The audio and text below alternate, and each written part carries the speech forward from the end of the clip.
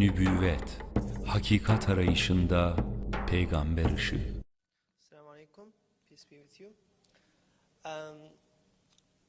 So just starting, I will try to locate Nursi's understanding of Sunnah of the Prophet within Emil Durkheim's theory of the sacred and profane.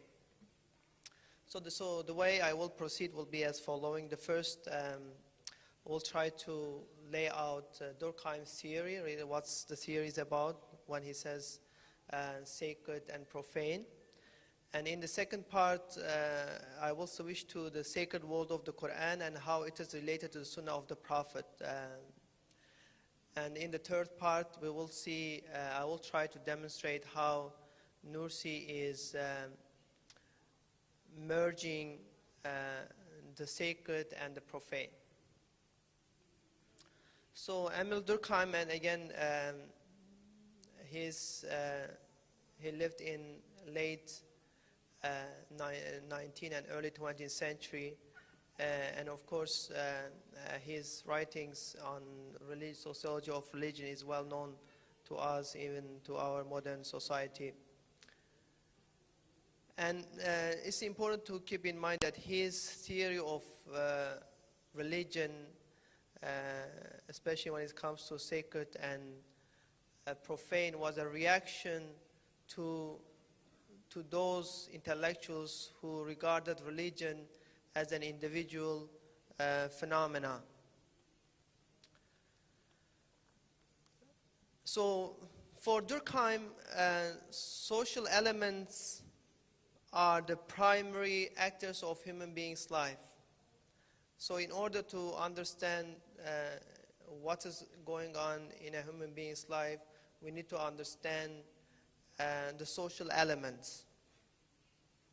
So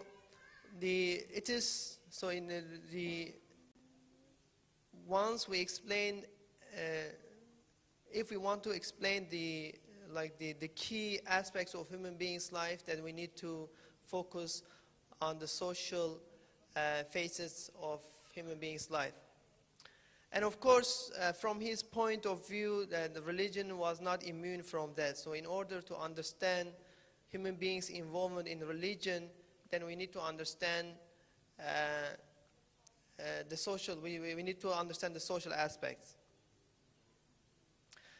In this regard, he used the Australian, his observation of Australian tribal cultures and as a case study. And in these case studies, he refers to the members of the society's worship of totems and their worship and their prayers as a key to understand religion.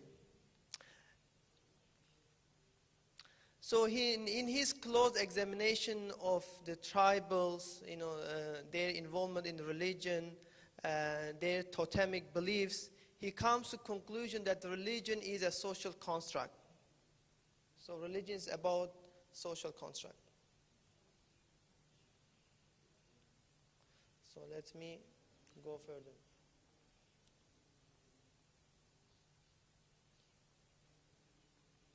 And so unlike intellectuals such as Fraser, Tyler, and Freud, who reduced religion to elements of supernatural being, Durkheim observed that religion is a component of sacred.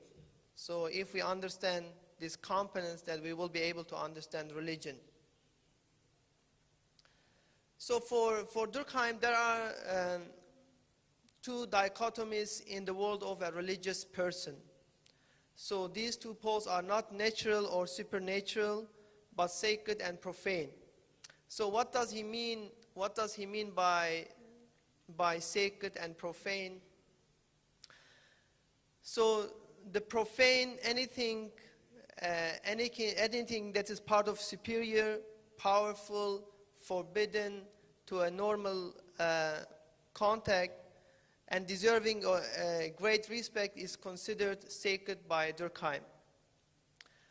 While profane is anything out of the realm of sacred. So these are the usual events and ordinary habits of daily life. So in this sense, our daily works like eating, drinking, sleeping, and going work are considered profane. They are not sacred. So then how does, so if this is, so they, just to summarize again, for Durkheim, the usual events of our daily life are profane, but anything that is powerful and out of touch, well respected, is considered sacred. So how does, so in order to locate Nursi's position within his theory, then we need to understand really the Quranic word of sacred. So as you know, in the Nursi, he talks about, in his Risala, he refers to Tawheed as one of the four majors of the themes of the Quran. And in order, from Nursi's point of view, in order for us to understand this major theme of the Quran, then we need the Sunnah of the Prophet. So without the Sunnah of the Prophet, there is no way for us to understand this major theme of the Quran, Tawheed. And that is, for him, referring to the sacred word of the Quran, one of the most cited verse in the Quran is the one that in Surah Al-Isra, the 17th chapter, and the 44th verse. It goes like this: the seven heavens and the earth and everyone in them glory him. There is not a single thing that does not celebrate his praise, though you do not understand their praise. He is most forbearing, most forgiving. So this is the most cited verse from the Quran that we see in the Risala.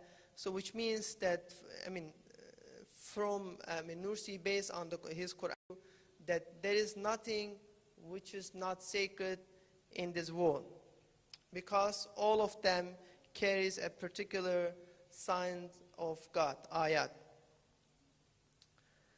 But for Nursi, in order to bring this sacredness into our life, into practice, that we need to follow the Sunnah of the Prophet. If we don't follow the Sunnah of the Prophet, there is no way for us to bring this sacred, Tawheedi sacred, into our life. That's why he refers to the prophetic Sunnah as a way to bring God into the center of our life, to bring Allah in the center of our life. And of course, he gives example from his own life, how during the turmoils, when he would get confused with different ideas, different practices, that the only thing that would guide him would be the Sunnah of the Prophet.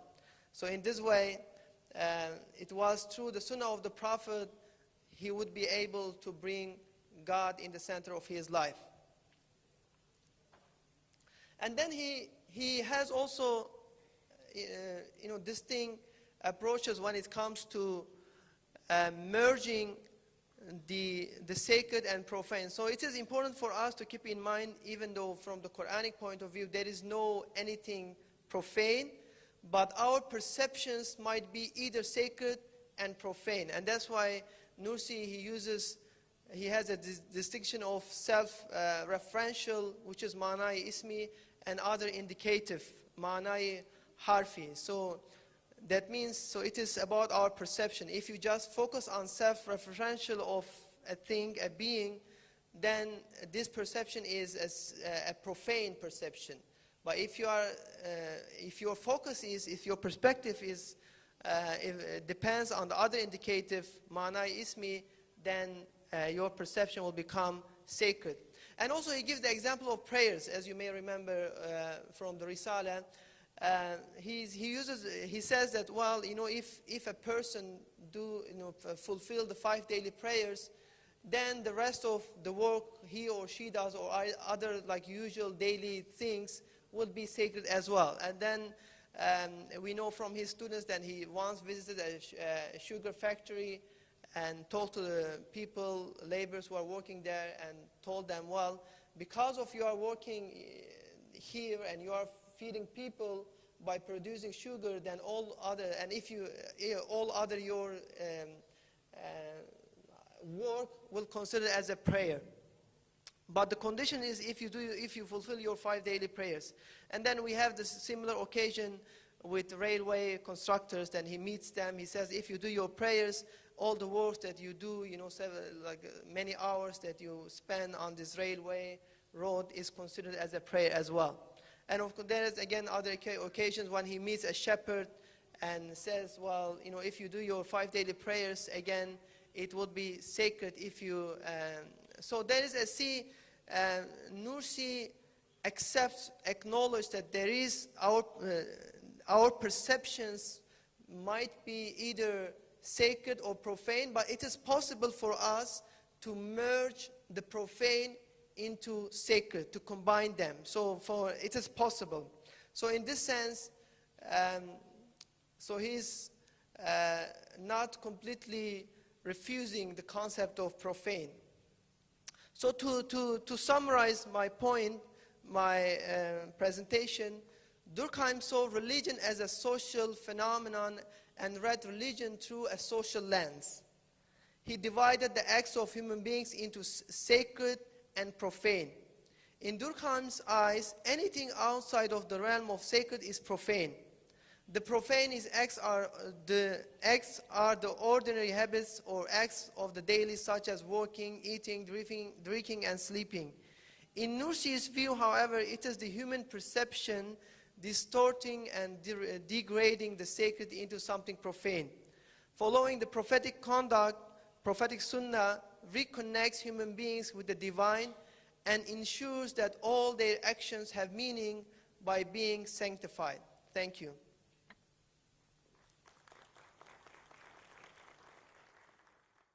İstanbul İlim ve Kültür Vakfı